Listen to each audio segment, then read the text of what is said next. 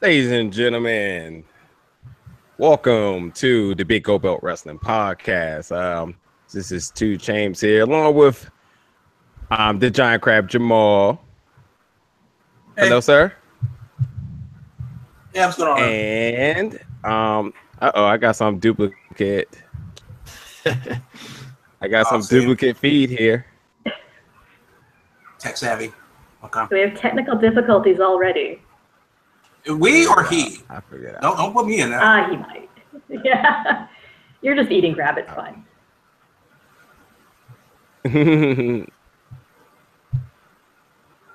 But yeah, so Caitlin's here. Chris from the Three Black Geeks podcast is here. Keep the show moving. I mean, my food's gold. So I gotta say, first off, Chris, I know you're a big, Three Black Geeks, obviously. You're a big movie guy. I got you.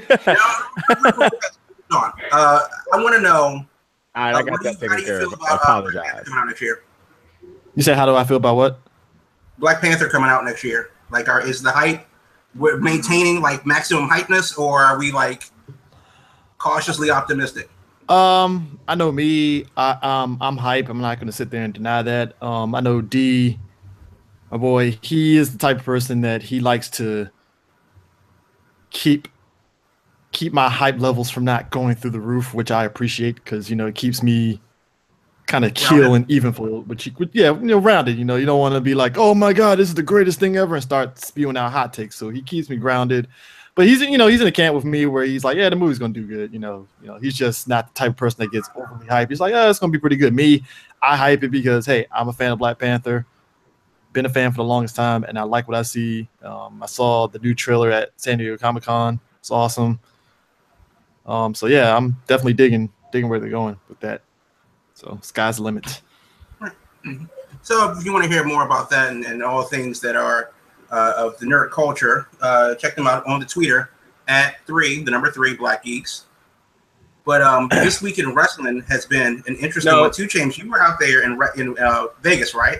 That's right. We're going to get to the hottest topic right now, and no matter if none of you guys like it, this is what it's going to be. And if Floyd Mayweather and the Conor McGregor fight happen, and Chris is here because me and him have totally different opinions about this. That was the hottest topic. Are you serious? Yes, it was. Shockingly enough, it was. Yes, it is. I want to hear some stories. I want to hear some Vegas stories. All right, because obviously was there hookers involved? I didn't know. Did you see Enzo Amore in Vegas? Did you party with Enzo Amore? Enzo Amore was at Club Rehab, and yes, yes, he was there.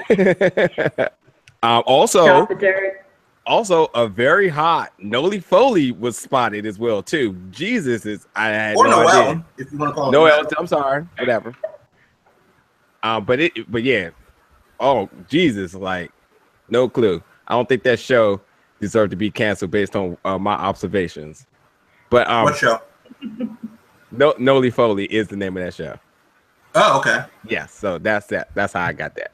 But anyway, yes, this weekend, the mega fight that happened between arguably one of the best MMA fighters in Conor McGregor versus the best boxer of this time, Floyd Mayweather, live in Las Vegas, and I was out there. Very, very fun excitement. The Irish came very, very heavy, and I've never heard the word fuck pronounced so many times wrong this weekend.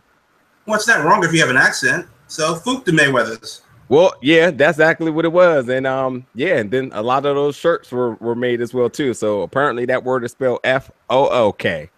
But more importantly though, we're gonna go over this topic because there's a lot of wrestling to talk about this week too. But we are gonna cover this real quick. And do we agree with the outcome of this match? And not sort of sense that we can change it or anything, but in the sense of like a lot of people, such as Chris, feel like Conor never had a chance.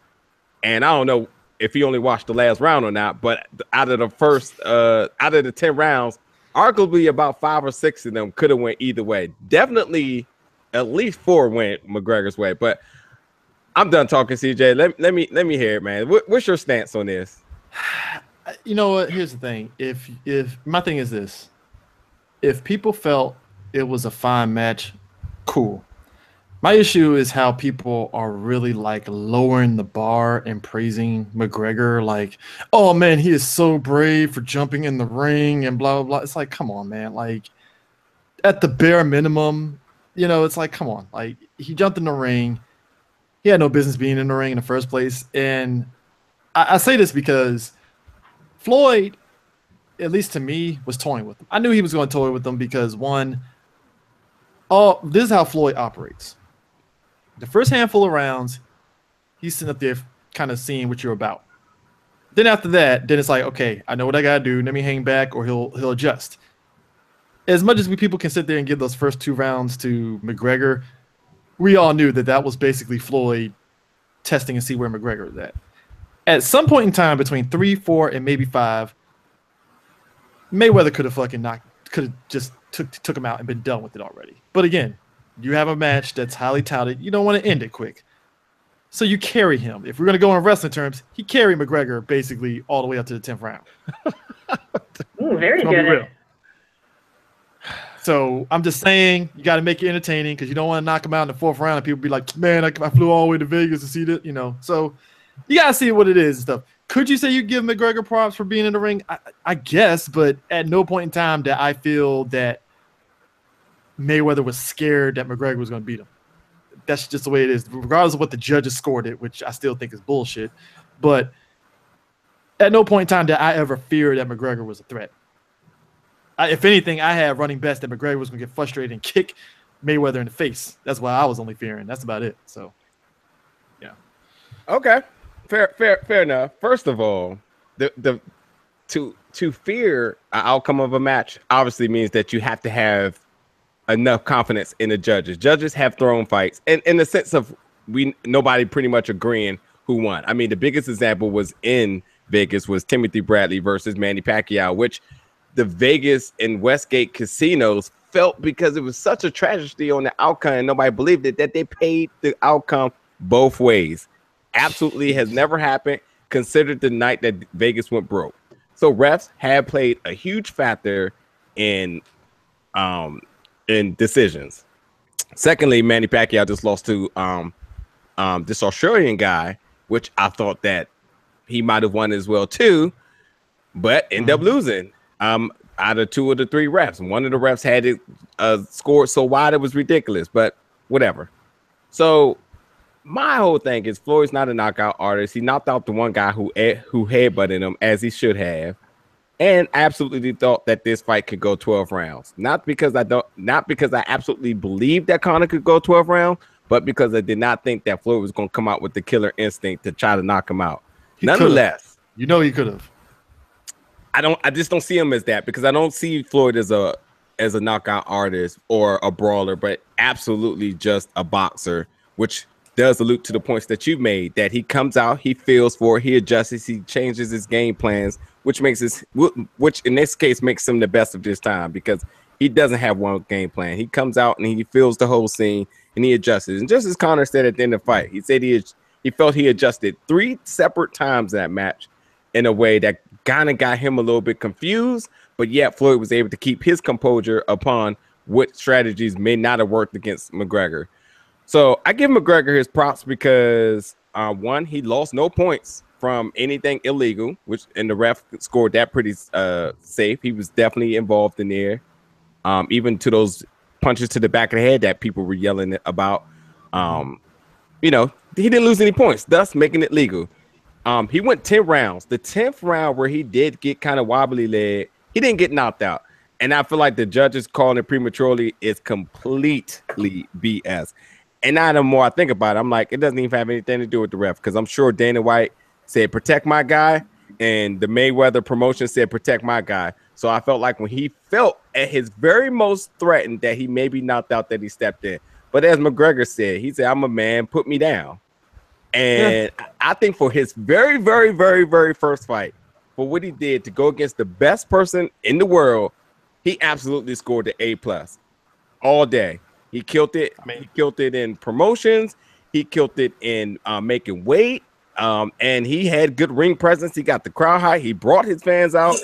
He did everything. I don't think he did anything wrong. I mean, that was WWE Brawl for all levels. If we're gonna go on that level, I mean, making weight is a huge thing. Huge thing. No. That's not a huge thing. That's the thing that you have to do. Yeah. It's not called 206.5 live. No, it's a big problem because this is true. It's a big thing because he fought Nate Diaz at a bigger weight at 170, and then he fights naturally at 150. 158, I don't care if he fights. He fought 151, I believe, for this fight. That's nobody's switching weight like that healthily without, One of the prerequisites is to fight at the weight class. However, he has to do it. I don't care if he's on a water diet, Atkins, or whatever. I don't care if he fights 300-pound grizzly bears in the street. But we can't give this guy extra points because he did the bare minimum of what you're supposed to do. So the hype was right. The promo was right. He made weight. He can read. Like, he passed his driver's test. I mean, let's not give this guy extra credit just because he did his job. Oh, so I have to say that. And the fact of the matter is, he lost. No matter what he did all of that stuff, and good for him. Fine, he did it. Boop the Mayweathers. But he still lost. So no matter what, at the end of the day, when it all is said and done, he tried to fight the best person in the world, according to boxing fans, because I can give a shit about boxing. And he still lost. And people want to throw him a ticker tape parade down the streets of Boston or Ireland or Dublin or wherever, and give this guy a participation trophy. That's BS. And I don't understand how anybody can look at him and say like, yeah, that was a valiant effort, but he still lost. And it wasn't even close that he lost because Stevie Wonder saw that Floyd Mayweather was toying with him. He was playing. I mean, look. Mayweather fights.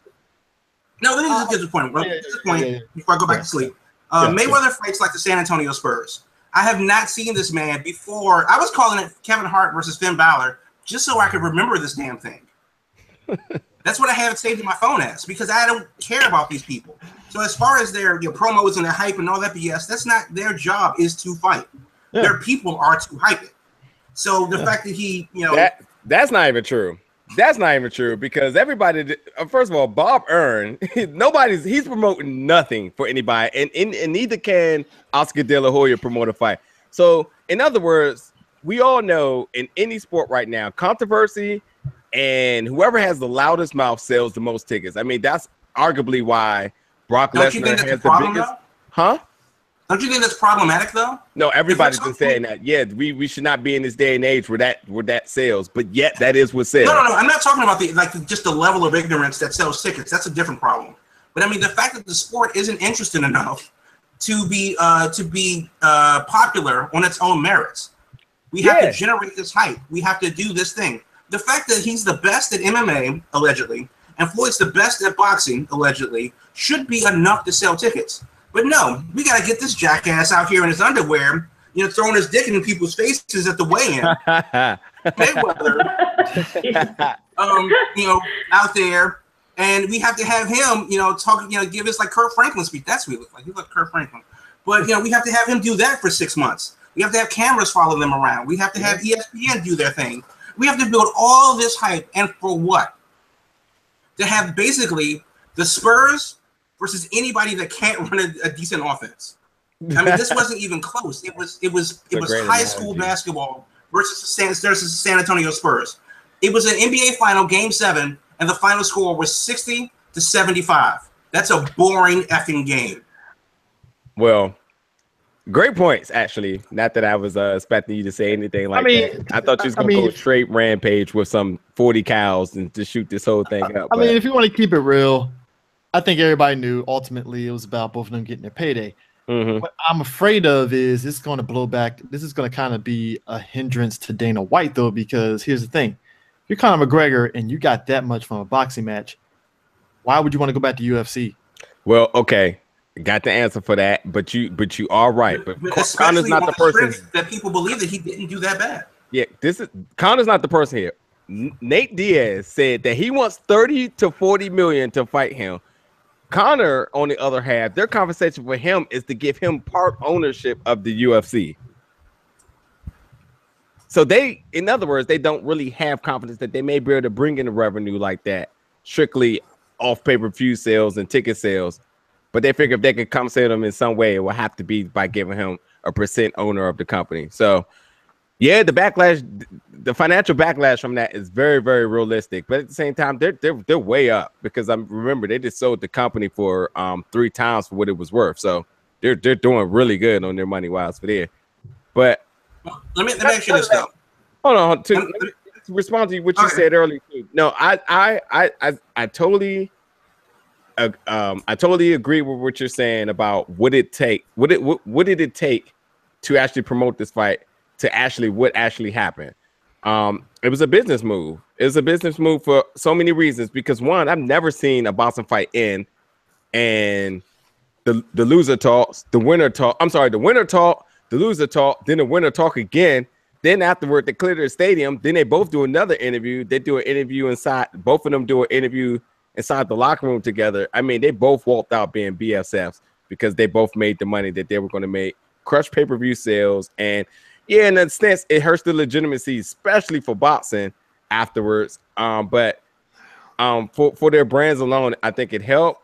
And I think just for the aspect of what the sport is, I mean, it almost feels like the superstar shakeup in WWE, where they tried to make it a big thing and they wanted to promote it on ESPN like it was a real draft. Yet it really wasn't. You know what I mean? Right. But this is the thing. And actually watching what bits and pieces of the fight that I could watch because AAA was on at the same time, and why would I watch boxing over wrestling in any capacity ever?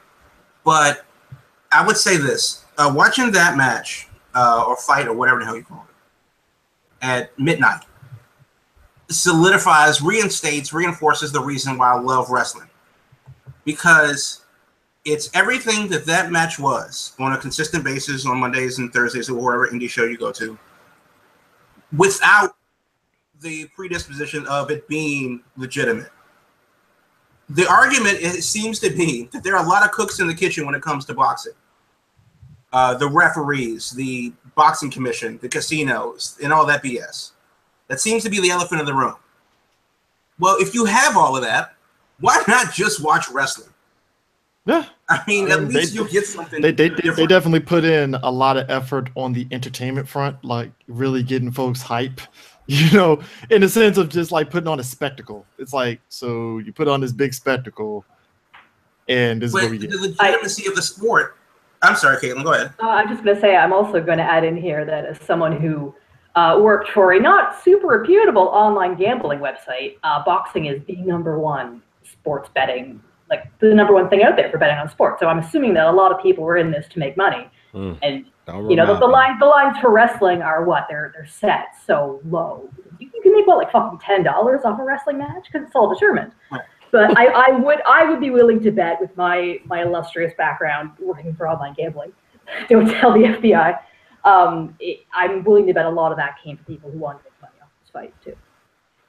Mm-hmm. Anyway, go on. Oh, wait a minute. Why I cry crocodile tears because if McGregor would have won, man, I wouldn't be doing this show tonight. That's for sure. You and I both know that there was. I'm putting the Vince McMahon no chance in hell on that possibility even happening. No. Seriously now. I can seriously say was that. There like, no way it's not even a hit. Do you think there was no way it was going to go 12 rounds? Period? No way. Wait. Number one. Could have went 12 rounds. Finn Balor was gassed after the 5th round. Yeah, McGregor. You said 5th? He looked like he was gassed in the 4th, dog. No. Okay, so first of all, Balor was gassed. And you can tell that Kevin Hart was just playing with him. Like, it wasn't even close. I mean, and this is McGregor. And if you see McGregor in a regular UFC fight, he gets gassed. It ain't as bad as it was in the Mayweather fight, but he gets gassed pretty good too. Let me ask y'all a question. If Floyd is so almighty and he's such powerful and playing with him, how come he didn't cut Conor? They used lighter gloves as they wanted, and Conor face is about as thin as they come because he bleeds about almost every fight that he fights in the UFC. So if he was so aggressive, so powerful, and could have did this and that, how come he didn't cut him at all? Because like you said, he ain't built for it. Like you said, he just ain't gonna do it. It's like, hey, hard as George Foreman. But I'm just saying, like Jack Johnson. Nate Diaz cut him straight up. So what difference does it make? Nonetheless, he had plenty of rounds to do this. So you legitimately think that Floyd went out there and wasted his time and even took the chance of being knocked out because Floyd got hit. Yeah, but it wasn't hits that was necessarily making him flinch. It's like the equivalent of a 5-year-old punching me in the face. It doesn't hurt. It's like he was just testing him just to see what he had, and then once he realized that he legitimately had nothing, I mean, it was almost like he crammed for a test. Okay. I mean, we knew that he was going to fail. The question was what he was going to get, a D or an E. Okay, I get it. I mean, look, I get it. Hey, let's give McGregor props, but at some point, it's like we're scraping the bare minimum here. You know? I don't get it because better fighters have fought and lost than he did. And I'm not saying that just because he didn't get out and go out and get blasted, we need to give him a cake. Fuck that guy. Okay, so I got one question that we switch the topics here. If McGregor takes another fight against another boxing match, are you guys interested? Based on what you've seen, and his performance that he put against the best. Who's gonna fight that's gonna be on that level? Who's he gonna fight on that level? You think Andre Ward's gonna take that? Andre Ward will murder his ass. No, he don't want that. But I mean, there's Pacquiao still floating around, still hating. I'm sure Golden Boy wants somebody from his camp. Canelo could be. Look, that'd be a massacre. The only way you will get a McGregor boxing match is if WWE brought back Brawl for All. That is the only way you're going to get McGregor coming back. That is the only way you're going to get McGregor back in the ring. And I will halfway take it decently serious. Somebody call Butterbean. See what he's doing. Oh, Butterbean will murder him, man. Are you kidding me? Moving on. So look, Butterbean murdered Bart Allen. Butterbean murdered Bart Allen. Come on, dog. Come on. The first 4 episodes of the Mae Young Classic has been released, the longly anticipated Mae Young Classic. So as we know, 32 competitors, and out of those 32, 16 went home. And instead of just trying to go down each one of these matches, I just be curious. First of all, you know, if you've seen it, you've seen it. If you're not, I know you may want to watch it all when it's all released. But I did watch it, and I believe Caitlin's watched it too from our conversation earlier. But let's, you know, for those who've watched it on the show, what were some either singles standout or matches that stood out to you, or maybe somebody you still have a little bit more intrigued about because you didn't see enough? So basically, what's some thoughts and reactions from the first 4 episodes of the Mae Young Classic? I hope you're going to throw it to me because guess what? Caitlin has not watched the first 4 episodes of the Mae Young Classic. My life has been pretty fucking crazy for the last little while, so I have not got to see them, but fair enough. I've been reading a lot of the reactions. And here's the disclaimer I'm going to give here. I read all the spoilers. I was that asshole that went and read all of the spoilers from the tapings. And you know what? It does have an effect because I don't feel as compelled to watch it because I know who the final 2 are. Going, I like the aesthetic. It's a problem. And I didn't think it was going to be a problem. I thought, okay, no, you know what? I will totally watch it when it happens. But, you know, the case with the CWC, it was happening at the time and we could all watch it together. And that was the exciting part of it. But now it's kind of like, shit, I don't care about any of these people. But I have been following along and watching the competitors, and they feel fantastic. I mean, this is so far beyond anything you would expect if you were only watching Raw or SmackDown and you had your fucking 4 women that only get airtime every week doing the same fucking matches. You get such an incredible field of competitors from around the world with all these different looks and different styles, and it's just something that seems so cool. I hate the fact that I haven't watched it. I am a terrible person. But it looks amazing, and I hope to God that fucking Hunter signs a bunch of those girls because it's going to be so good to fill out that division more. Like, it's just going to be great. But let me throw a question back at you, though. So, yes, we do know if you search the internet, you can see the spoilers of who's won. Wikipedia has the spoilers already. I mean, it's ridiculous. But nonetheless, to the CWC, we sort of can dictate who was going to win as well, too, because we knew certain people who was not going to sign with WWE. Thus, we knew that they weren't going to win the championship. Cough, Bianca Belair. Cough. So like Kota Ibushi, we was like, we know there's no way he's winning. We know that. And Zack Sabre Jr. I thought we'd get swerved. I don't know. Maybe we thought we'd get swerved. But I will obviously not give spoilers here because I'm not going to be that dick for people. But the final 2. You definitely are looking at it through a lens of, well, who are they going to sign? Because the one that they're going to sign out of the 2 is the one that's going to get the fucking win. And presumably the belt, because from what I was reading, it sounds like when Asuka gives up the belt, it's going to go to the winner of this, which makes a lot of sense. No. You don't get this glory right here. We're talking about that in like a few months. You don't get that glory because I repeatedly have said that statement over and over and over, and no one was behind me. Now everyone want to be behind me. Well, it would have. Okay, and I'll argue that it would have made more sense if they had established that from the outset of the tournament, which they did not, because they have not done this. They probably didn't know what they were going to do, but nonetheless, I've been said that that's how that should have played out. Nonetheless, to the original question, have you watched this, CJ? Yeah. I was I was rooting for my boo, Bianca Belair.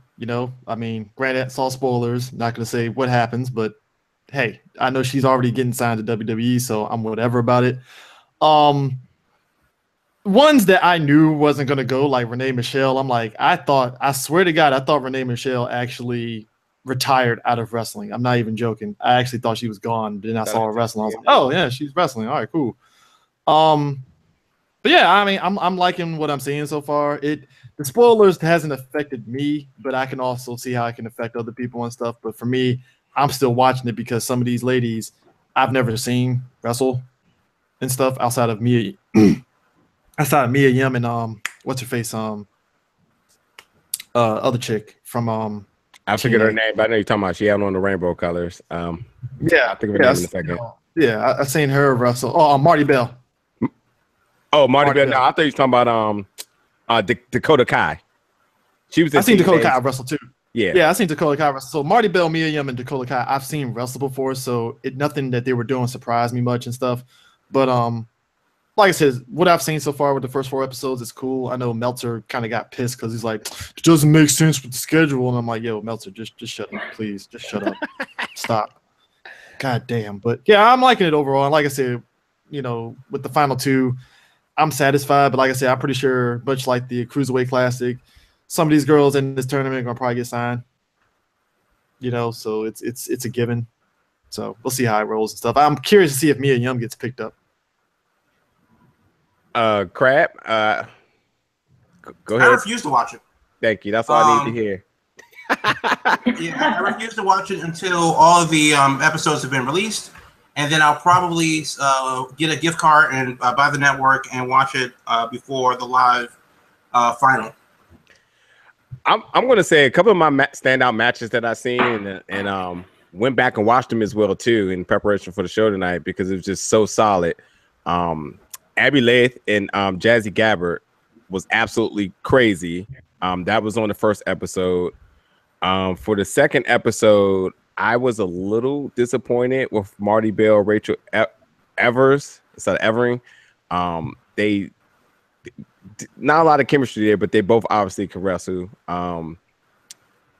And the Mia Yim and Sarah Logan match, if there was any doubt that it was going to be great, I'm just putting a stamp on it. That was absolutely great. That was the second best match of the entire first round.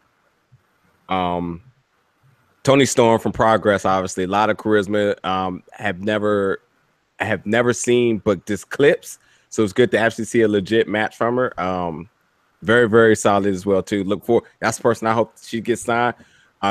Considering that she is coming from Progress, I'm sure something, some type of formal deal should be worked. Considering other talent from Progress is already in the WWE. And the Piper Nevin and Santana Garrett was maybe my third favorite match of the first round. Very good crowd, a lot of energy coming from it. Definitely want to see more coming from the winner from there, which I won't spoil. And the last match, and if there was any doubt, which was absolutely the best match of the first round, goes to Kairi Sane and Tessa Blanchard. I mean, their names has been over wrestling all throughout the wrestling world, rumored for like the last 2 years. So, it's kind of sucks that they had to be matched up with each other for the first round, but one did have to go home, and it was absolutely a great match. So, but nonetheless, though, like I could say, out of each episode, absolutely, just like the CWC. I mean, I guess I don't know if it's the timing. Maybe you guys can chime in on this. I don't know if it's the timing, or they just absolutely knew by the parent which matches was going to be the absolute match for the episode. And everything was just paced correctly. First matches were kind of slow, and it just progressed until the final match of the episode was the best match of the card. So But well, they taped all of the first the quarterfinals in one day, and so that way they can pick and choose and see what they how each match plays out. So yeah. Then the rest of the shows were taped on the second day. So moving forward, man, Raw. I was in Vegas, so I literally was just walking into my room with the time difference, and I missed the first half, but I went back and watched this, and when you get a text from Jamal talking about John Cena, typically it cannot be good or maybe doesn't even exist. But without a doubt, this John Cena versus Roman Reigns signing segment, how freaking crazy was this? Like, I just want to hear some of you guys' thoughts and some of the key points you heard out of it, and just your overall thought about it. And and the other weird question I'm gonna ask is, who was the winner of that contract signing? I'm assuming I'm assuming it was Deadpool, the promo that we saw on Monday night. But yeah, it's I thought it was amazing. I'll put it right out there. I've never been a huge Cena or Reigns person, but I think that they really kind of brought out the best of each other with that promo. A friend of mine pointed out that the scene that we saw on Monday was very similar to the scene that we saw versus Punk, where if you give him a little bit of leeway to work with the fourth wall and, improvise off the cuff, he comes out fucking on top every time. And it might not have been completely fair to put him up there against Roman Reigns, but at the same time, in the same way that somebody like Baron Corbin's laid back bullshit works for his character, the fact that Roman was sort of stumbling there really kind of works for him as well, because he does suck on the mic. He fucking sucks. He always has. He's not going to get better on the mic, Vince. I'm so sorry. And putting him out here against Cena, it was not a fair fight. It was the Mayweather McGregor of our Monday night. But yeah, the whole thing was just fire by the end of it. Just fucking popcorn dog gifts the entire time. And I am, for one, completely sold on that match, when I was not at all. I'm like, oh, no mercy. I don't care about this fucking match. And then that promo happened. And I want to see it. I definitely want to see it. But I don't know about you guys. I mean, I think it kind of reminded me of the whole Cena Rock thing, because Cena was actually saying the same stuff to The Rock, part-time and all that stuff.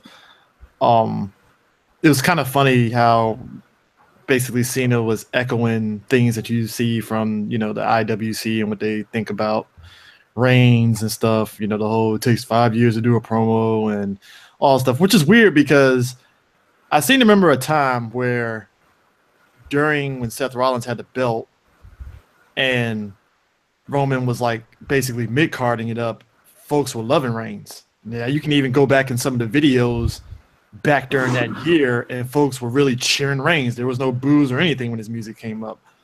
So I think it's a situation where Roman at times got put in shitty situations and he just had to work with it because of injuries and stuff from other people, and that's just what it is. But I thought Reigns had some good moments too and stuff, especially him playing up the whole thing of him delaying, what he was trying to say to Cena, and, Cena saying, hey, it's called a promo, that's what you're supposed to do, and I don't know if Cena, everybody used the term bury pretty loosely. I don't think Cena necessarily buried Roman. Basically cut a pretty good promo, and they both of them got on each other and stuff. So, I mean, it's just going to look like Cena buried him because he's John Cena. That's really what it comes down to. So, I mean, I liked it. I thought it was pretty good. It got a good pop, just like, the whole thing with Miz going in on Daniel Bryan. They got a big pop out of everybody. So, that's how I see it and stuff. And it definitely does go into their whole, next pay-per-view, which is what, later next month? Yeah. Yeah. Like week after Labor Day or something like that. Yeah. So I think overall, watching it, in the moment, it was kind of like, it was good because it was different, and it was different because it was unexpected. If somebody would have said that I would have popped for a John Cena and Roman Reigns contract signing, which is just the death of any segment, I would call you a liar. But here we are. And we're talking about it because it was different and it was unexpected for whatever reason, whether it was a shoot or a work shoot or whether it was completely They were just going with it, with what the writers gave them. It worked. It definitely worked. The problem is that when you talk about people getting buried, John Cena didn't necessarily bury Roman Reigns. Roman Reigns tripped on a banana peel and fell into a 6-foot hole. In that moment, you're not supposed to stumble.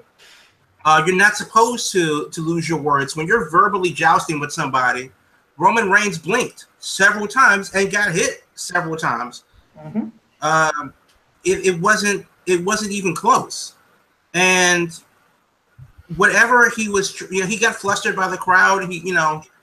That was really telling of how of how Reigns is going to be as a potential main eventer. This was his moment. And I think Reigns has probably done one of the better things that he's done. But the long and short of it is that whether you agree with Cena and his wrestling acumen, he's pretty good with the stick. Reigns has failed on both accounts. He is not interested as a wrestler, and he is absolute trash, just completely toxic waste on the mic. So at the end of this is like, oh, Jesus Christ, Reigns is actually going to be technically a heel in something. Also, good on you, Cena, for saying what people have been saying for the past, 4 years. But will this mean that I'm going to be, glued to my laptop watching No Mercy? No, I don't care. This will still be a bathroom break, whether I've seen it in person or at home. I will purposely go to the bathroom during that match because it's a match that I don't see. It has no reference. It has no reverence, rather. I couldn't care less. I'm a little disappointed that they didn't attack how many moves they have, where one was going to say, you only got 3, and the other one was going to say, well, you only have 4. I was really waiting to hear that. Hold on. Cena does have a repertoire of other moves. He's more than the 5 moves. I'm just saying. We've seen it during the Kevin Owens match and the CM Punk match from years ago. He can do more. It's taken him 12 years, but he's up to a good dozen moves now. Up to a dozen. That's more than Reigns' 4. I'll give Reigns 4. Yeah. Fine. I mean, look. Unless you really count a punch as a move, then fine. It's a move. It's a punch. Punch is a move. I'm just going to say that there's somebody in the Mae Young Classic that delivers a Superman punch a zillion times better than he does. Oh, it's so good. I've seen that gif. Yes. Amazing. But nonetheless, I didn't have no interest on this, so I'm going to piggyback off Caitlin. And yeah, I guess a little bit of more controversy and a good promo does create the hype. So the intrigue is there. We'll see what happens. They should have saved that before to the go home show for No Mercy. Oh yeah, that's a good point. Now that this was so good and it has everybody talking about it, what do you do to keep this up until then?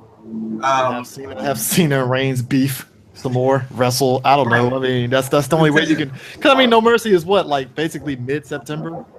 Right. Like near the end of September, so it's like you got 4 weeks to build up this whole thing. So right, so you have 3. When is No Mercy? So you have 3 or 4 weeks to get this done, and you're not going to put them at odds with each other. It's September 24th, but you're not going to put them at odds with each other in another tag match or another 6-way match or another lumberjack match or whatever stupid stipulation they're going to put before the actual. That is a match I haven't heard in a while. Lumberjack. Well, it's bound to happen again, but.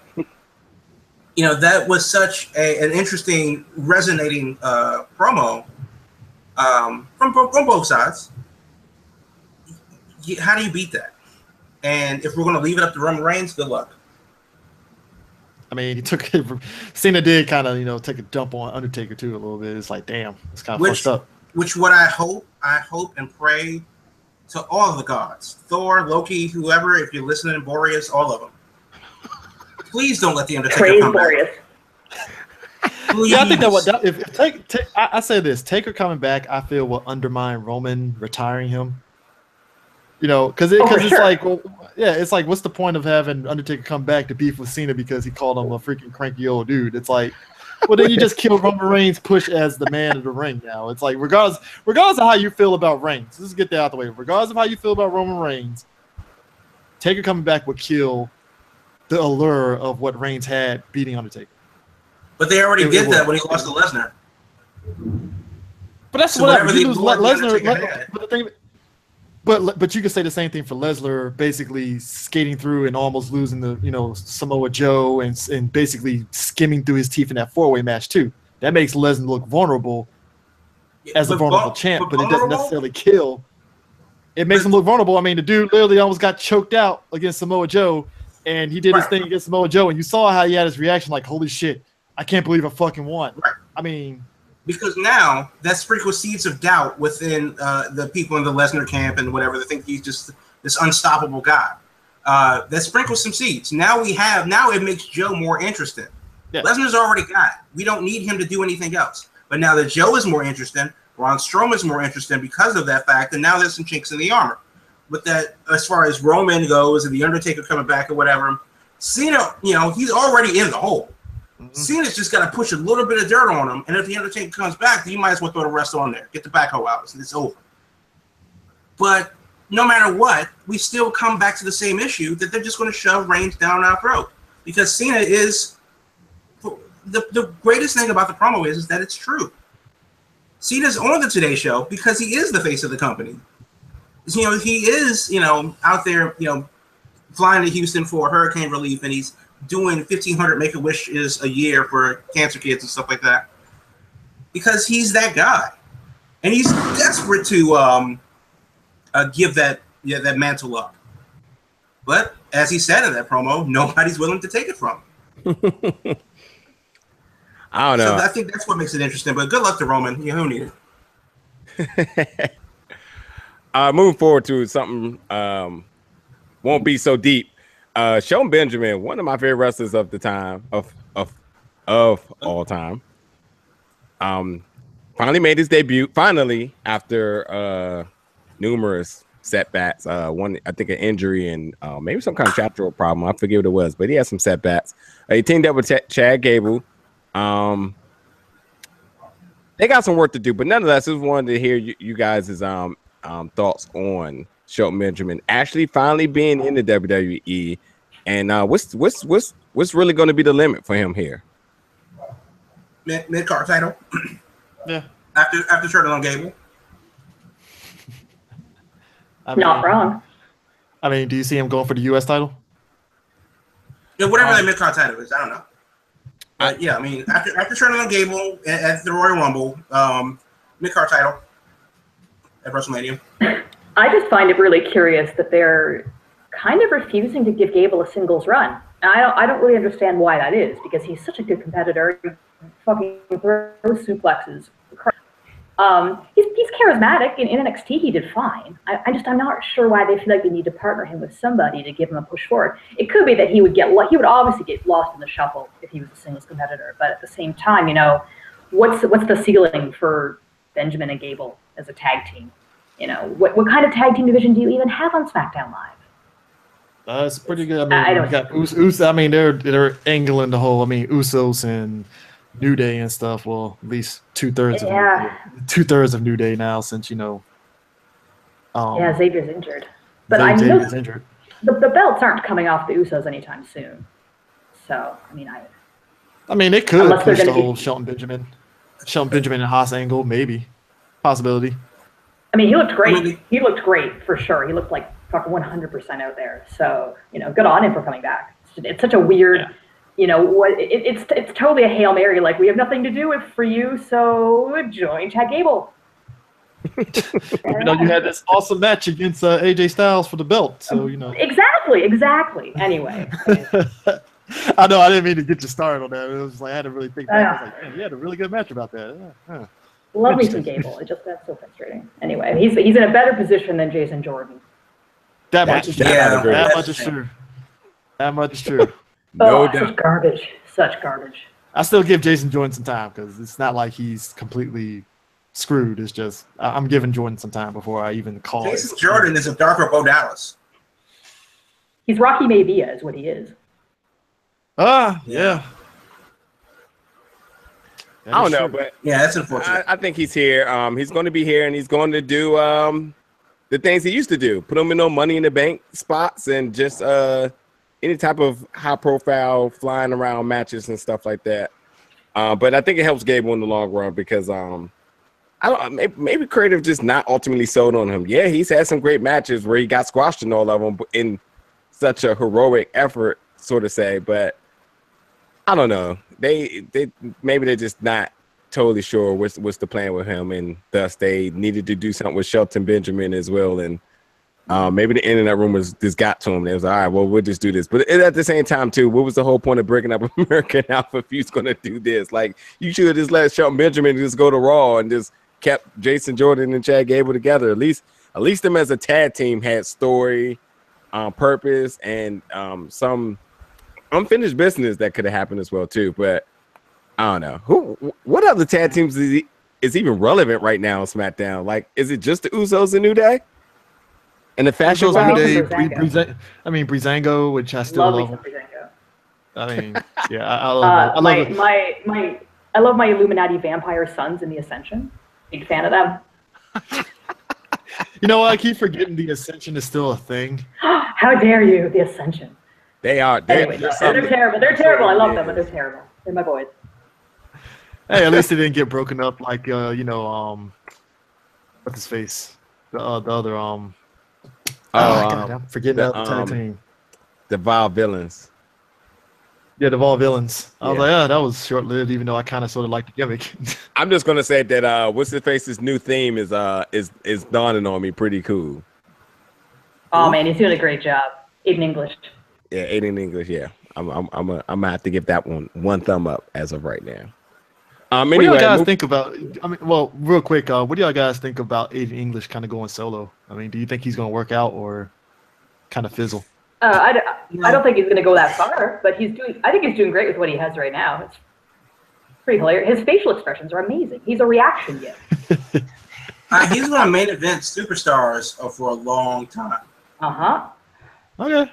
Yeah, I was just kind of curious because I didn't really have much of more of anything to really nail down on him, so I'll just kind of get into perspective. I think sorry, go on. Like I said, I like him. I like his gimmick. I like his work.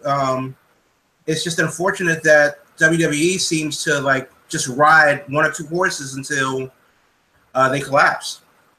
So unfortunately, you kind of get to the Dolph Ziggler plateau. That's kind of where it is. If you can't make it over that Dolph Ziggler hump, the Ziggler line, then that's where you're going to be. And at best, you'll be a mid-card champion. But and we've seen a lot of guys with a lot of potential do that. Ryback never made it over the Ziggler line. And then Aiden English never made it over the Ziggler line. Adam Rose never made it over. And I'm only basing that on how good they were in NXT. Bo Dallas never came close to the Ziggler line, so.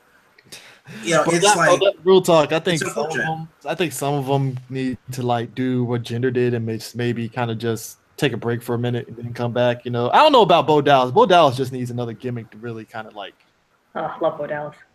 I think also at the same time though there is a really good place of value for the quote unquote enhancement talent because guys like Aiden English, Kurt Hawkins.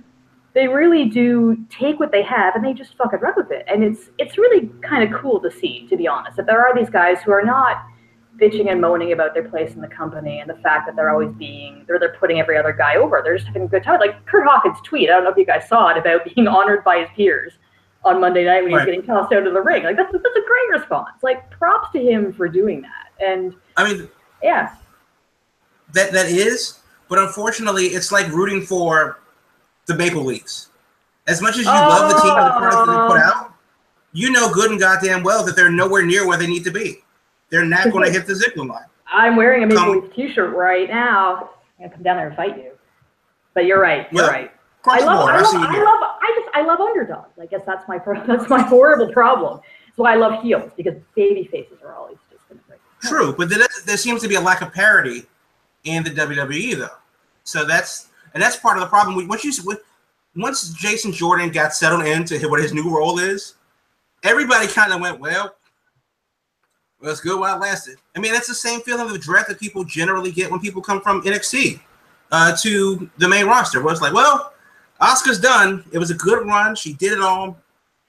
Where's she going to go? Raw, SmackDown? It doesn't even matter anymore because because you just hope that their charisma will shine through and they'll be able to get over.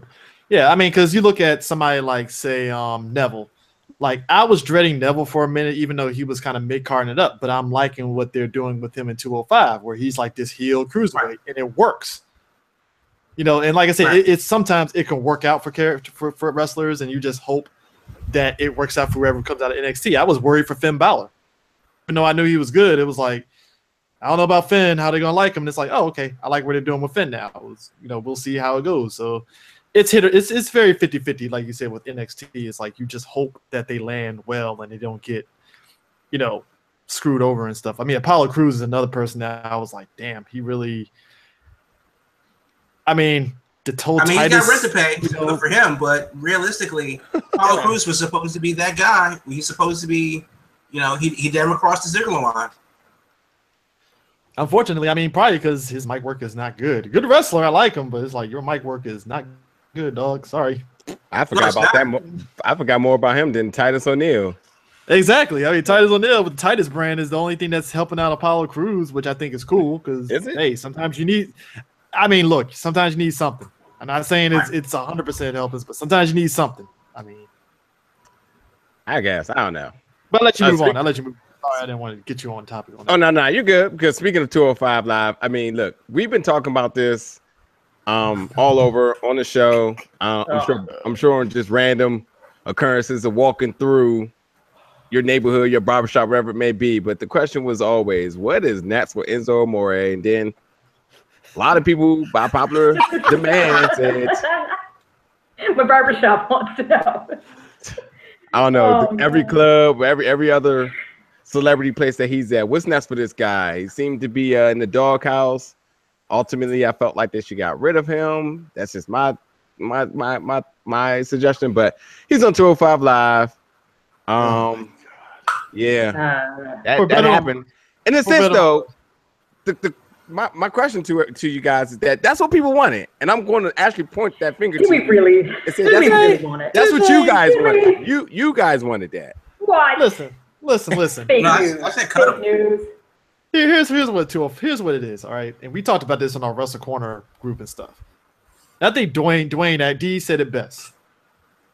D basically said it's essentially Enzo is on 205 to get more eyes on 205. It's not to say 205 is bad. It's actually very good wrestling. It's just from all intents and purposes, from what I'm hearing and stuff like that, it's just the crowd isn't into it as much as the other ones, which I get because, hey, it's cruiserweights, hit or miss. I mean, even though we like to think back to WCW with the cruiserweights, even back in WCW, even though the cruiserweights were hot, it was only certain cruiserweights people popped for, like Ray or Kidman, Juventud, and Psychosis and those people, and Dean Malenko and stuff. But some of the other ones, it's like, well, El Dandy, was really people popping for El Dandy? I don't know. I don't think they were. I mean, La Parka, I would say, yeah, I was thinking, like, hold on, who is he about to say that nobody was really looking out for? But yes, good. I was like, El Dandy's probably the only one that I can really think of on the top of my head that, like, people really weren't, like, really popping for. That was the cruiserweight and stuff. But then again, they weren't really using El Dandy like that in the first place. So there you go. Fair. But like I get they want to put Enzo in there, but it's like, Enzo is not a good wrestler. Like, and I should have saw this in NXT, but I got hyped because Enzo and Cass and stuff, and it's just like, man, he's not good. And I'm hoping now. I don't feel he's on Eva Marie territory. Personally, I don't feel he's in. He should be so lucky. He is lucky he's not in that territory. Which, I mean, granted, you have to do a lot to be on Eva Marie territory to really be that bad. So I give Enzo that, but at the same time, it's like, dude, you got a long way to go to really make it there. And basically, it's a situation where you have a D student in a group of A and B students, and it's very telling and showing. Yeah. No. Yeah. The amount that his opponents have to carry him through the matches is kind of painful to watch. Yeah. Well, once his gimmick, grows on you and then it sours, everything is painful to watch. I do think that for whatever reason, Enzo Amore moves merch, and that's a big deal for WWE. So yes, I'm not shocked. If anybody, not shocked. Right? If anybody can get more eyes on 205 Live, more merch, then yes, it is cheaper to keep them. However, 205 Live is just been a fuster of clucks since the beginning. They don't know what the brand is, and I'm not surprised because WWE they don't do cruiserweights. So it's not surprising that they've completely dropped the ball on this one. Unfortunately, because of its disjointed place within the company, they're not a part of Raw. They're not a part of SmackDown, but they have, they tape 205 Live at SmackDown. They have a segment on Raw, but they only give them 5 minutes. It doesn't feel like an integrated part. And I like the fact that Enzo was on 205 Live. I wish more people would guest star on 205 Live. Maybe they have an open challenge. Maybe Finn Balor shows up for no reason. Maybe they have an open challenge. Maybe Kalisto shows up for no reason. And on like a one-off thing. It makes it different. It makes it interesting and gives people a reason to watch. But like going forward, they really don't know what to do with them. And they said, well, put him in the corner until he figures it out. I mean, I had an idea that maybe they should do what WCW did and like literally, I remember at the beginning of every Nitro, the first 20 minutes was basically cruiserweights. Well, they also give them time to work too. Yeah, I mean, I feel that's what they should do for Raw. Fuck it. Don't do the opening with, the top person. Fuck it. Just first 20 minutes, just throw 205 in there for like 20 minutes. That'll throw people off completely. And it's like, well, you got the cruiserweights done at the top of the show instead of like the middle of the show where nobody fucking cares. Honestly, right. Let's be real about this, And at that point, at least you capture like, okay, cruiserweights, they're right there at the beginning, and then that's it. Yeah, no, they purposely put them in like the death spot, which is like just after the start of the third hour, but before the main event. So at 10:15, that's your bathroom break. So I was about to say 9:15 is the bathroom break, but yeah. Well, 9:15 is the start of the second hour, which is where your big promo that sets up the main event. So you'll want to make sure that people that are just eating dinner and stuff like that, they may have missed the first hour, but they definitely don't want to miss the second as we go into the main event. But you still have to fit cruiserweights in there, and that's not something that you should have to fit in there. It should be just another match on the show. And to dump the purple ropes because of cost-cutting reasons, or to cut their time and stuff like that, that doesn't help their cause either. So if you're not going to do it right, then just do it on the network and give them their own show. I've said it for the longest time. Tape 205 Live at Full Sail and do it, tape it on an NXT-like schedule.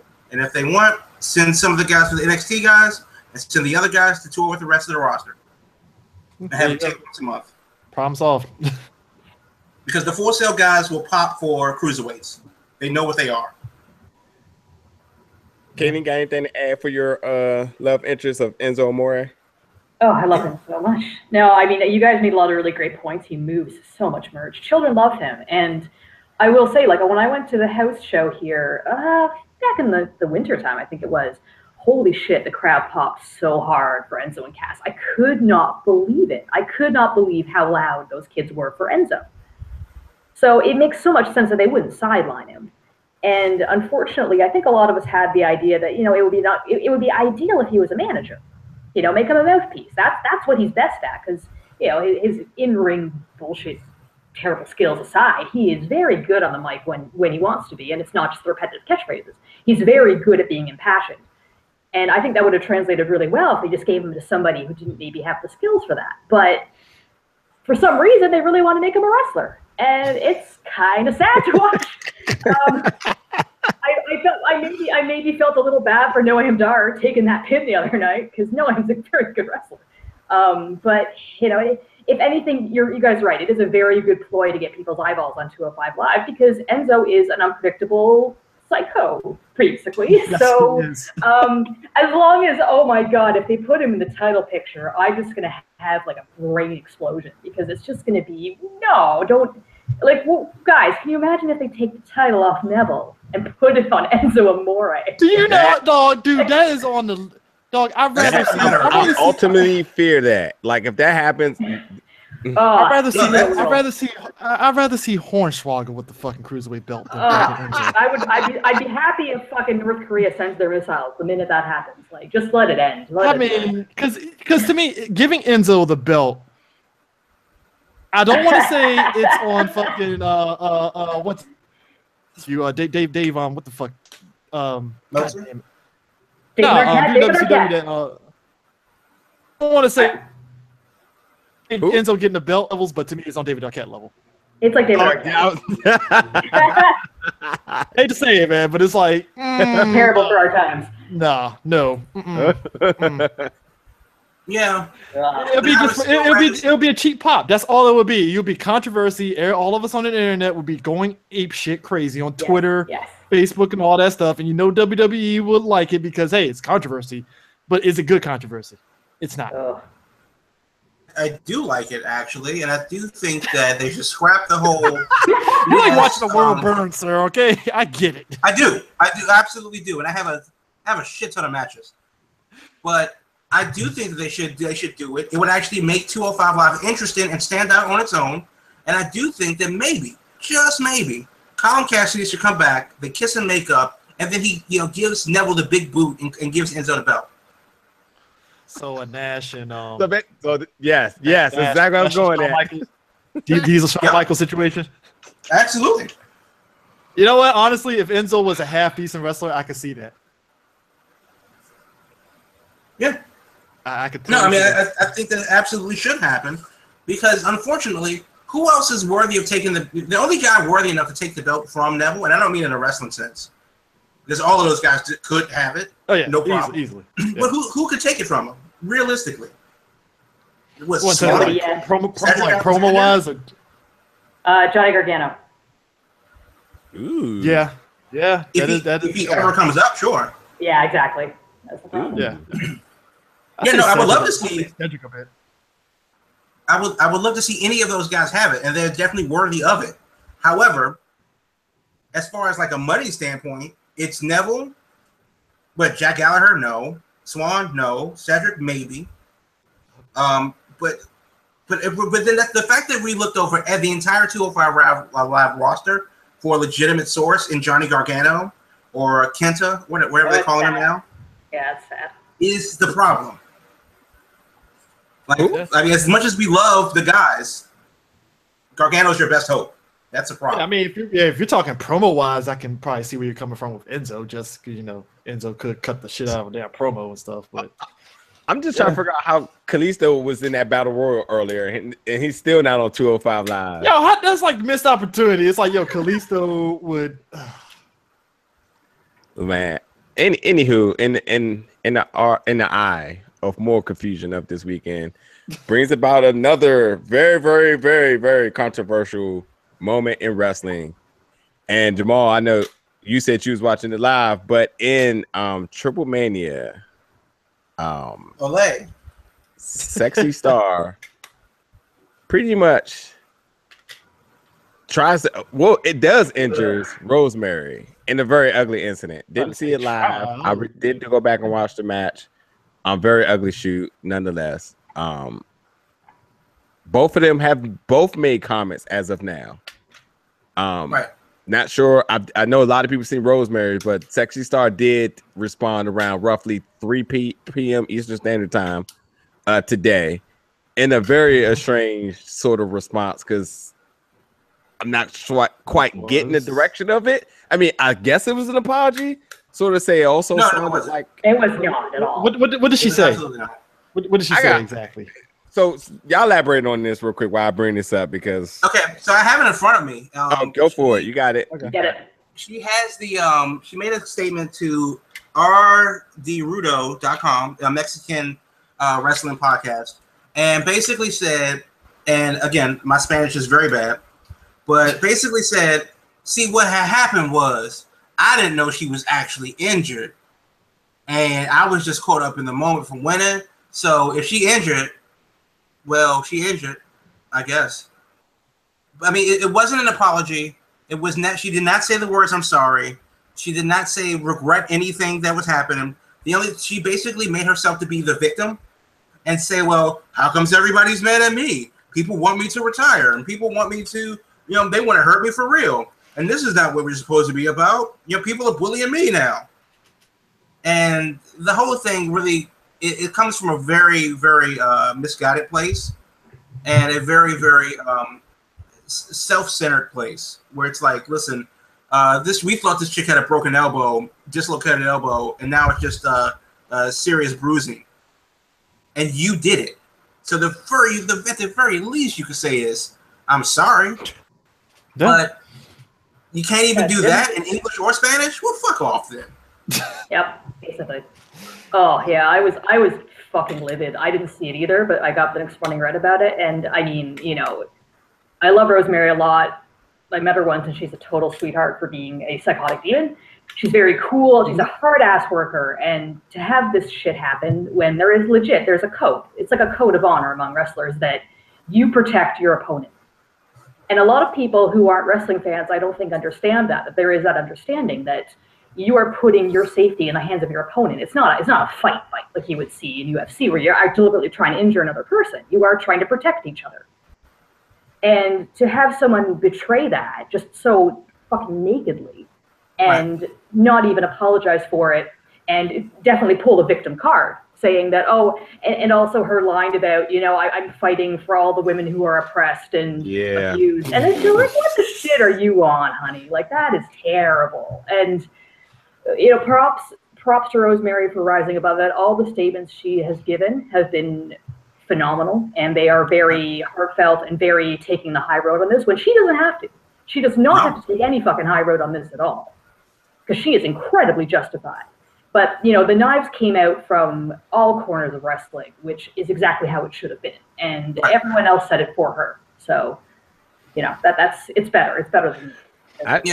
I'm curious to see what Vampiro does after this. Right. Even somebody who's worked for Global Force Impact Wrestling doesn't deserve this.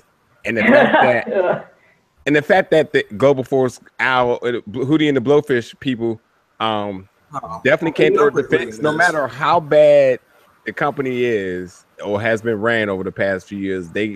That's the strongest showing of any show they've ever done after Total Deletion was their defense for Rosemary. And smack in the face, but I remember when the Mae Young Classic participants were first getting announced, first two people I remember saying is that I would love to see Beta Scott and I would love to see Sexy Star. I love to see Rosemary in that.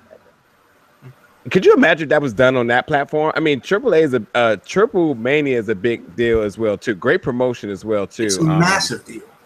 It's their biggest show of the year. Yeah.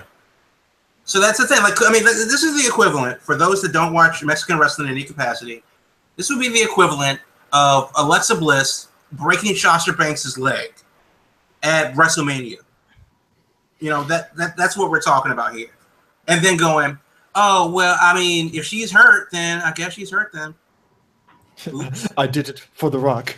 I did it for the people. I have her actual quote, and I did just translate it right now, and she said, these days have been difficult for me. On Saturday, I had a championship fight, which was very hard. I think all of it went out of hand. That's what I read earlier. I know it's a situation right now, and I'm a bit confused. I want to be silent and talk when the time is right. Men, women, they want to finish me, retire me from the sport, but I'm here. And I've said at the beginning, I will not stop. And on behalf of all women who have been mistreated physically or psychologically, I will fight for you. No, I don't want her. She's not fighting for me. She's fighting for you, whether you like her or not. You take it. You're rejecting me. I think I rebuke thee, Damon. I think I have to be stronger. If at that moment I went through a depression and left, I will leave this one too. I think she's saying like, if I were to get depressed over wrestling or something like that, I will leave too. I was doing what I had to do. People get what people deserve, and it happened. And it seems that the girl is injured. I don't know. The only thing I can say is I don't know. Oh. That's not even a non-answer or a fake apology. That is just diarrhea of the mouth. Yeah, and that's what I read. Completely lost. I was like, I guess he's trying to apologize, but absolutely does not, as you said in the very beginning, not a trace of sorry or any apologetic type of words. I mean, right. Because this is beat around than some federal cases I've seen of straight up police brutality, and they got the most jobbiest things to say even though the video evidence is there, and they're just like, I don't, I don't absolutely understand, but basically, that would be like in a hypothetical situation where there were a hurricane, and the president, hypothetically, of the United States flew down to a town about 100 miles away from the epicenter of the hurricane and said, "Thank y'all for coming out. Got a great turnout here." Caitlin, you know anything about that? That never happened. That never happened in real life. But in a moment where you're supposed to be empathetic and sincere, you come off as a prick. That, again, hypothetically speaking, because that never happened in real life. But your sexy star, I don't know how she comes back from this. And I would say personally, if any company hires her ever again, they are on the list of companies that I will never patronize ever in any way, shape, or form. Question. Of all things that has happened this year, is she absolutely in the top tier biggest scum in the wrestling community? No, because Roman Reigns still exists and he's flashing a paycheck. Realistically here. I mean, we have Alberto Del Rio and Paige incident, we have Titus O'Neil and Vince McMahon incident, and we have this. Look, listen, Titus and Vince is Titus, that's whatever. That wasn't his fault. That wasn't even controversy. It was just he caught Vince on a bad day, and it's whatever. That's whatever. Del Rio, I'm sorry. At this point, I'm not surprised at his fucking antics. It's not even shocking anymore. So her sexy star shit ranks top, bar none. It's like nothing is beating it. Because at this point, Del Rio and Paige's antics is not even new. It's just like, what's Del Rio doing now? Okay, well, whatever. I don't care. Moving on to the next subject. We had so much stuff to go ahead, Jamal. You want to say something real quick? Even still, with Vincent and Titus, that was a very quick thing that shouldn't have ever happened. And that was honestly Vince blowing up. With the greatest tag team of all time, Bragg Maddox and Paige and Xavier Woods. I forgot about that. With that happening, well, that just surfaced this year, and then from years ago. So that's whatever. Charlotte, this thing. Charlotte showing what 9.8. But she is a victim at that point. That is not okay. Her privacy was breached. So that is not okay. And that is not her fault. The whole ordeal of that. Actually, did they ever actually narrow that down to anyone specific? It's a big internet out there. So no, not really. But the point is that in the scope of the business, Sexy Star purposely and maliciously injured someone. And I do give Rosemary, and though I know of her, but I've not really seen her because I don't watch Global Force. As much as I love that damn owl, I know of her, but she has my respect, and I'll definitely make it a point to go out there because she said, as much as I want to rip Sexy Star's head off, it's not worth going to a Mexican prison over. Which leads me to two questions: damn, how bad are Mexican prisons? And secondly, how long will she be out? Hopefully, she'll be back for the next Impact tapings in October, I think. Mexican prisons aren't no joke. So, yeah, that's right here. So right here. So, Kaylin, we brought this up earlier, and now we'll definitely give you the floor to capitalize on a point that I made that you trying to steal my kudo points off of. But yes, Asuka, because that's not a person. But Asuka relinquished her belt on the NXT taping. It is not a spoiler because the WWE website alerted it right to my phone. So it's absolutely a thing, even though it hasn't aired. It should air next week.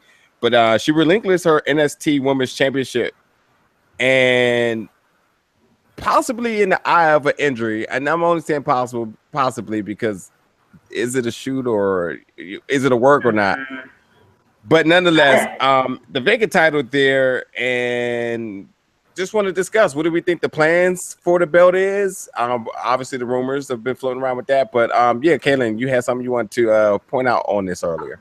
Yeah, well, just what I was saying to you earlier is that I'm not completely convinced that it's actually an injury. I mean, I'm sure she's probably banged up, but it is very convenient that this has happened when it did, and it really is, as you put it, it's a very good plot device for her to drop the belt. It makes a lot of sense. And it does bring her back. I'm sure you guys one of you probably knows better than I do, brings her back at a pay-per-view in Hell in a Cell. I think that's when they put her back at. The timeline is October for her to come back. Yeah, Hell so that's it's a very convenient window. But the point that we were making earlier is that it would have been a lot better if they were going to do this, if they were going to establish off the top of the Mae Young Classic that the winner gets the belt.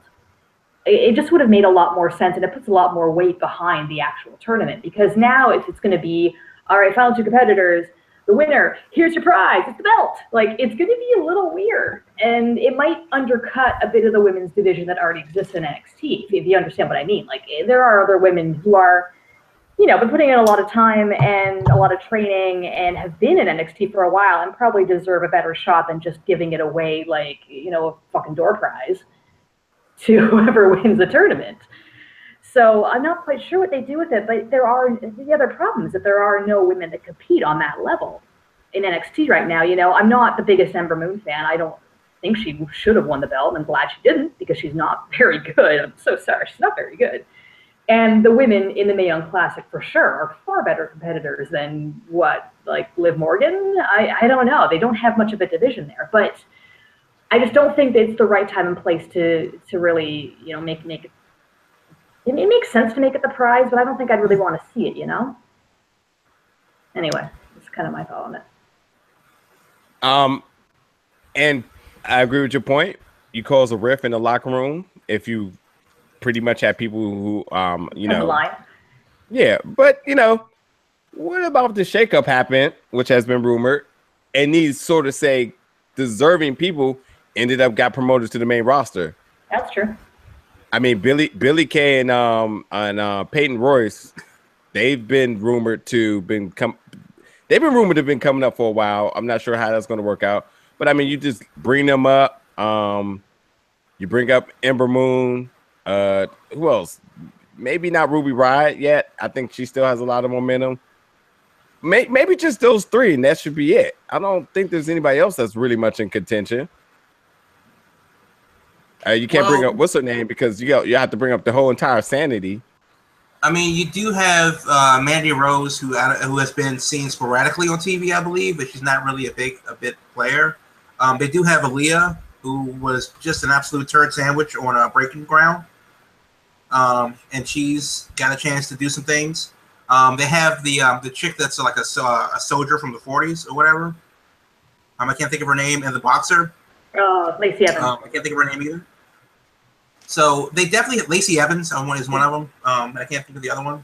So they definitely have some people. Daria Baronato. Right. Then you do have Nikki Glenncross and Heidi Lovelace and Kimberly already down in NXT. So there are people that could move up. The problem is that no matter what, will they just be mid-card women's fodder on the main roster because they only seem to care about, unless Mickie James is like not working anymore and she's only doing she has the Brock Lesnar schedule. Where has she been prior to this week? Emma is literally begging every week to do something. We're not going to bring her up or that theme. Not at all. Well, you just did, so you're welcome. But the idea is there are women that could have a bigger role on the main roster. They do not. And now we're going to flood the market with more women from NXT to do what with? And then you have a boatload of women from the Mae Young Classic that could be signed or not be signed. And they do have working relationships with other women that could be signed or not be signed. So they have a good problem to have. There's a lot of great talent out there, but it doesn't matter if they're not used properly. CJ, anything to add to that? I mean, like I said, I'm in the same boat. I mean, it's going to be interesting to see how they push this whole angle of where if the belt goes to the Mae Young Classic and stuff. I always took Asuka with this injury, whether it's like an actual legit thing or not. I put it in the category of how Finn was injured and he just took that time to really rest himself because he never really got the opportunity to rest. So maybe this is Asuka kind of taking the opportunity to take a break for a little bit and rest and stuff before she comes back and stuff. That's how I kind of took it. So, I mean, I don't really have much to add other than, y'all guys basically said it all. So, ain't really nothing to add to it and stuff. I think it keeps her strong that she did it this way. I've been saying it for a while. The best way of her actually losing this championship is to vacate it. And this was handled correctly. The belt, as far as I'm concerned, the belt should maybe be.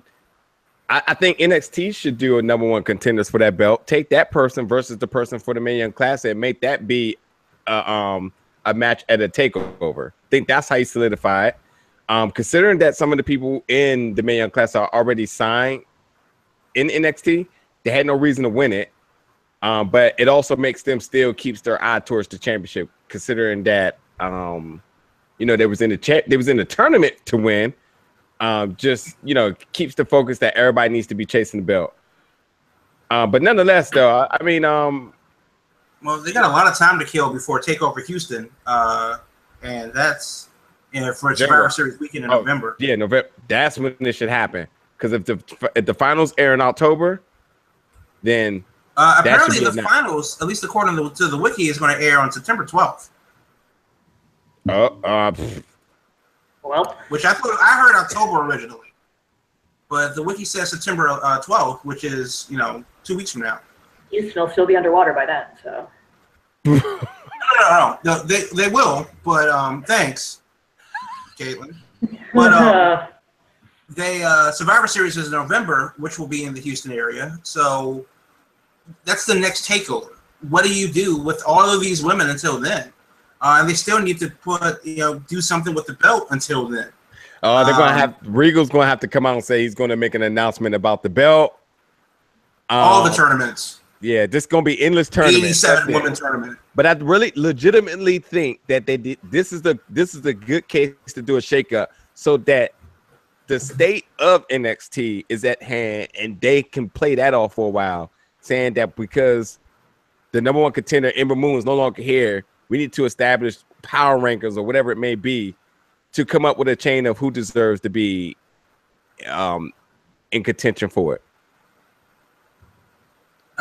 What else? But anyway, I don't know. We'll see. NXT is still going to be a exciting move forward. I do not like yesterday's episode, how that was handled with Bobby Roode. So I hopefully moving forward, when people get called up, that pre-tapings don't make episodes look so trash as if it was. I mean, if I'm not mistaken, I believe Roger Strong made an announcement that he made an announcement in retrospect that he shouldn't have made, and it threw me completely off. And I think some of the crowd was whispering to each other or something, but whatever. He's Kurt Angle's son. He said something like, in the beginning of the show, he said, since I beat Bobby Roode, I'm going to take the chance to fight Drew McIntyre. But he didn't beat Bobby Roode until later on that night. Something like that. But anywho. Moving on for my last topic, and before we get ready to close for the show, the PWI Pro Wrestling Illustrator Top 500 has been announced. I have the list of 50 in front of me right now, but just focusing on the top 10, with Kushida being one, AJ Styles, Kevin Owens, Roman Reigns. I'm sorry, Okada being #1.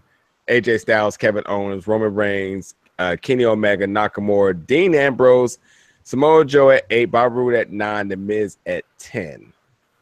And the easy and simple question to this is that, do we agree? If you don't agree, the criteria? Yeah, well, I agree with the list. I agree with the list. Other than Dean is too goddamn high, way too high. Yep. I can't. The list itself is fine. It's just take Dean off and put somebody else there, and you're actually pretty good. It lines up and stuff. I mean, like I said, again with Reigns, love it or hate him, there's a reason why he's on that list. I mean, you can debate whether he should be higher than Omega or not. That's very debatable between him and Omega and stuff. But like I said, I'm looking at Ambrose like, what the fuck are you doing on this list, dude? Like, why are you in top 10? I don't get it. That's what my thing is. It's like, come on, like, why is he here? It's like, and I don't even hate Ambrose. This is like, who put him at number 8? I'm sorry. The reason why I hate lists, I just hate lists in general, because of stuff like this. And I'm looking at the top 50, and you're telling me that Dean Ambrose at 7 is better than Joe, Bobby Roode, The Miz, Adrian Neville, Adam Cole, Shibata, Jericho, really? Will Ospreay, Kyle O'Reilly, Tanahashi, Pete Dunne, Matt Hardy, Ricochet. You're telling me that he's better than all of those guys by a lot? No. You're telling me that Baron Corbin at 49 is better than Tyler Bate at 50? You're telling me that Baron How the fuck is Baron Corbin on the list? How's Baron Corbin not at least top 20? I would have put Baron Corbin at 20 at least. 20? Hold on. But I'm trying to figure out how Cody Rhodes is at 33. And you got people like Eddie Edwards, Johnny Mundo, Bobby Lashley, and then all the way to the man of interest right now, Dean Ambrose, better than Cody Rhodes, who held the Global Force Championship, who held our race championship. Matter of fact, he held all of the Global Force Championships. Who had a better year than Cody Rhodes this year? I'm gonna point out the hilarity that is Nick Jackson, Sami Zayn, Matt Jackson. So Nick is better than Matt by 2 spots. Like, how did that happen? I hope that Nick is ribbing Matt about that, because that is fantastic. It's like this is the first time I can legit look at a list. They're the same person, for God's sake. It's like this is the first time I can legit look at a list and be like, man, all this is almost perfect, but why Ambrose? Now you can hate 11, but Alberto Del Rio is also very low too. I don't see how he's better than EC3. He's not very low. He's in the top 50 in the world out of 500. Better. TJ Perkins had a better year than Alberto Del Rio. But no, I think we're missing the bigger issue. Out of the 500 best wrestlers in the world, whether it's Jimmy Havoc or Keith Lee, Walter, Will Ospreay, out of the best 500 in the world, son of La Parka, Dr. Wagner Jr., fucking Liger. Liger at 87 years old is better than Dean Ambrose today. How the hell did Rollins? No, that should have been Rollins instead of Ambrose, honestly. It should have been Rollins. It really should have. Yeah. But, I mean, out of all the 500 best in the world, you want to tell me that Baron Corbin is better than Marty Scurll? Nah, sorry. I mean, I like Baron Corbin, but yeah, I see your point. So that's the problem. I mean, the problem is creating a list, and with any list, there's going to be some controversy. You can't win them all and all that good stuff. And I don't have a problem with that, but I just refuse to believe that. Like they have Hideo Itami at 156, but like Aiden English is 188, and but they said that Aiden English is worse than Bo Dallas. Like stuff like that. It's the list. What are you going to do? That is the most spiteful thing ever to put on a list. It's like, really? And all of them are better than Tyler Breeze and Fandango, which are right next to each other, 193 and 195. No. Huh? Seriously. Don't look at the list for a second. All of us just pick one person. And Jamal, since you're looking at the list, we'll just predict who we think had a higher number out of 3 random people that we picked. Since you're coming up with all these funny spottings, so if that didn't make sense, me, Kayla, and CJ, we'll pick just a random person. Give me a name and I'll look them up and see where they are. Big E. Yeah. Oh wait. That's a good one. If he's not in the top, okay, he should be in the top 20 if I'm not mistaken. No. Top 50? No. God damn. Why? Okay. Give me another name. Please tell me where Dalton Castle ranked. I'm very curious about this. Okay. You better have fucking ranked. I just saw him. Okay. Oh my God! I looked at the list and I have a strange feeling I have not seen this person on the list at all. Where is Donovan Dijak in this? God, how the fuck is Naito not at number 8? Why the fuck is it Naito in top 10? I mean, God damn it. I just thought about that. I was like, hold up. Naito just won the G1. How is he not? Oh, I just thought about that. I don't I see cheeseburger, but I don't see Shut where's up. Cheeseburger at? Hold on. If one of these three people we said is not on this list, but you see Cheeseburger, Cheeseburger's at 456. Cheeseburger. Okay, all right. I don't see Dijak, but I am really like trying to look over this thing really quickly, and they might not have Mojo Riley's at 111. Fuck this list. Okay. We're done with this. We're done with this list. You can't control F and just see if it pops up. That is must be way too high. And I didn't see it, so that's why I'm going through it manually. Oh, okay. Where is Kofi at? I don't see Dijak, but Big E came in at 59. Dalton Castle at 96. Yes, top 100. I guess I'll take 59. I guess. Right.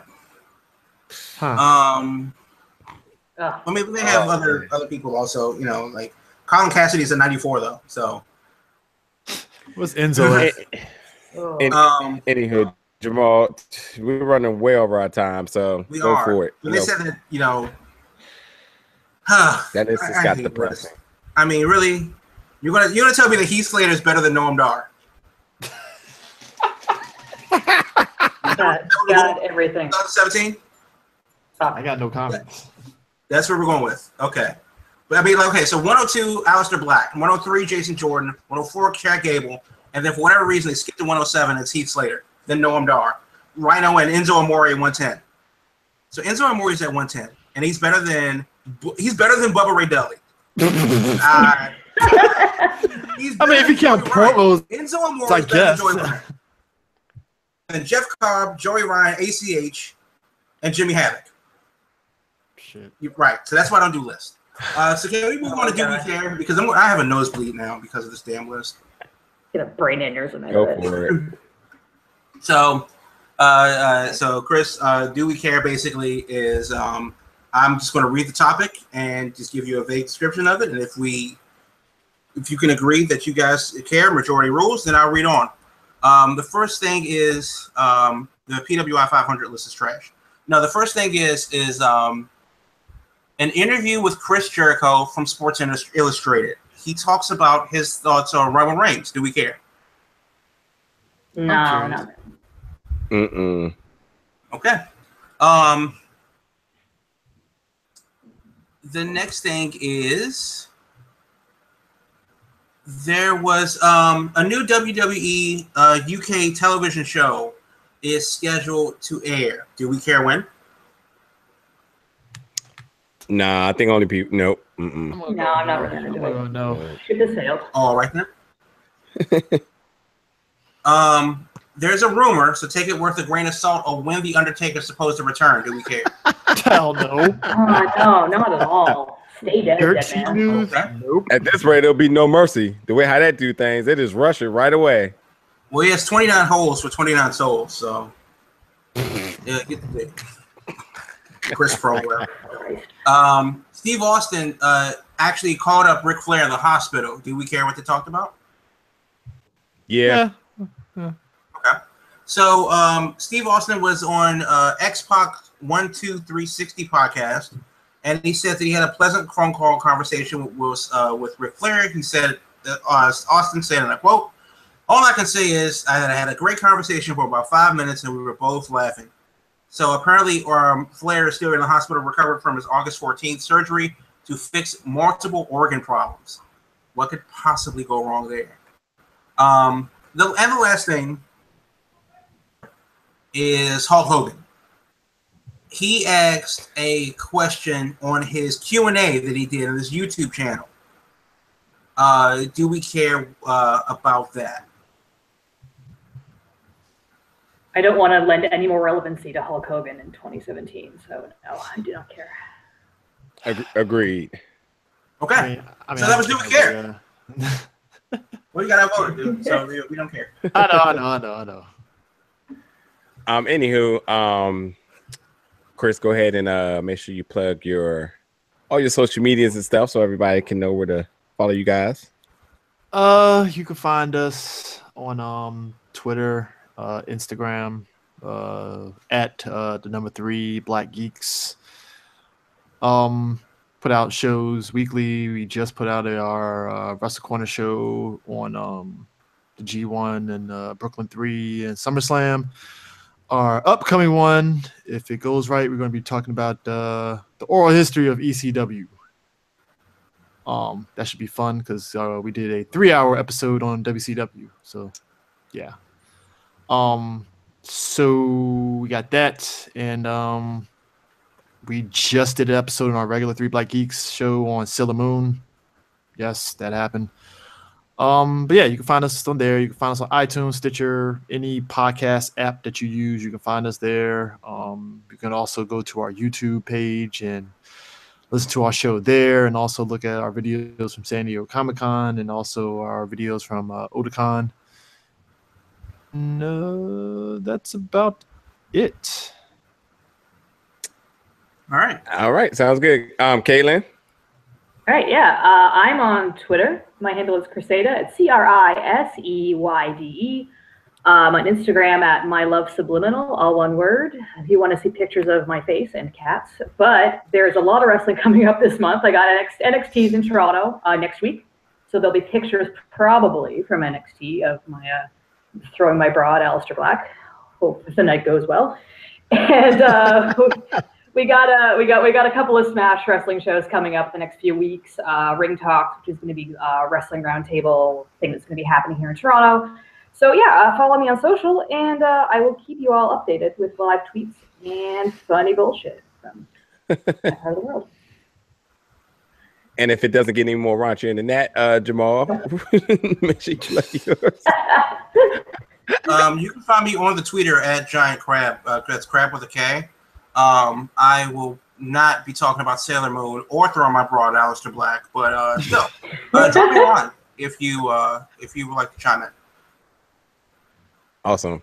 Anyway, none of these guys are strangers to the show, so you'll be hearing a lot more from them moving forward. I mean, obviously, Caitlin and Jamal are part of the team, but CJ, you know, he's part of the brothers show. So, you know, CJ, at any time you ever want to jump in, man, shoot me the text and we'll get it cracking. But yeah, you know where to find us at YouTube, Big Gold Belt, Twitter, BGB Group, Instagram, Big Gold Belt, Facebook, Big Gold Belt. Also join our Facebook group. It's the Big Gold Belt Network, where you can share your other wrestling news topics and shows if you have your own show, if anything. Just a little community or whatever for people to share their ideas and have fun. So join that as well too. But anyway, for a long show, because we had to catch up. We got a little bit behind. You wanted to talk boxing for half an hour and just. And I got my point across. And I got my point across for Asuka, and I was right. So you guys suck it. And that's it. And we'll catch you guys next week, 8 o'clock on Thursday.